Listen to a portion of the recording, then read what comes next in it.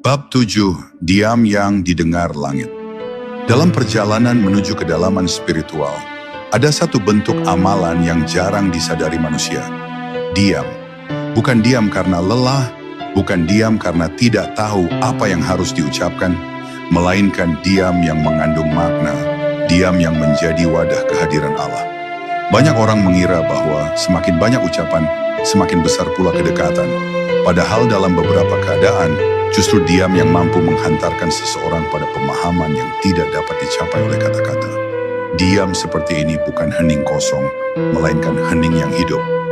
Disinilah kekuatan sebenarnya berada, saat seorang hamba mampu menahan diri dari tergesa-gesa bicara, menahan lidah dari komentar, dan menahan hati dari kegelisahan, maka cahaya halus dari Allah mulai merembes ke dalam dirinya. Diam yang didengar langit adalah diam yang dipenuhi kesadaran. Ketika seseorang menundukkan hati dan menenangkan pikirannya, ia sedang membuka pintu-pintu halus yang selama ini tertutup oleh kebisingan dunia. Di tengah riuhnya hidup, diam menjadi ruang bagi malaikat untuk mendekat, bagi ketenangan untuk turun perlahan, dan bagi hikmah untuk masuk tanpa hambatan. Rasulullah pernah mengajarkan bahwa keselamatan seseorang bergantung pada kemampuannya menjaga lisan.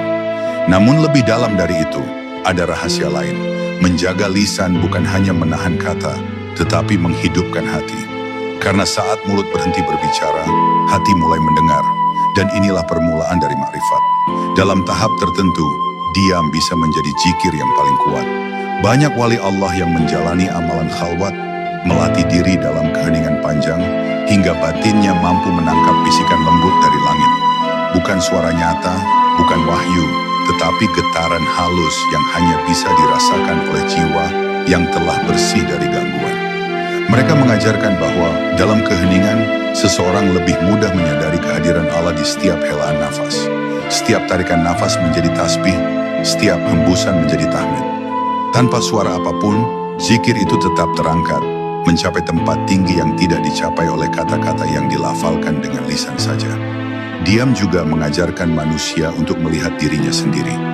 Ketika seseorang berbicara terus-menerus, ia kehilangan kesempatan untuk mengamati gerakan batinnya. Namun ketika ia berhenti, ia mulai menyadari apa yang tersembunyi di dalam dirinya.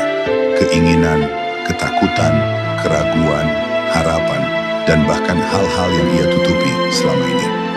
Proses ini mungkin terasa tidak nyaman pada awalnya, tetapi justru inilah pintu penyembuhan. Dalam keheningan, seseorang mendengar jeritan hatinya sendiri, dan begitu jeritan itu dikenali, cahaya Allah perlahan mengobatinya. Keheningan menjadi ruang dialog antara hamba dan Tuhannya. Sebuah dialog tanpa kata, namun penuh makna. Dan pada akhirnya, diam yang didengar langit adalah diam yang disertai penyandaran total kepada Allah.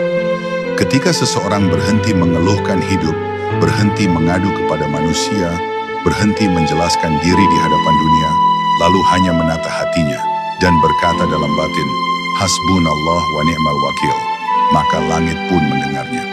Pada saat seperti itulah datang bantuan yang tidak diduga, ketenangan yang tidak dicari, dan hikmah yang tidak diminta.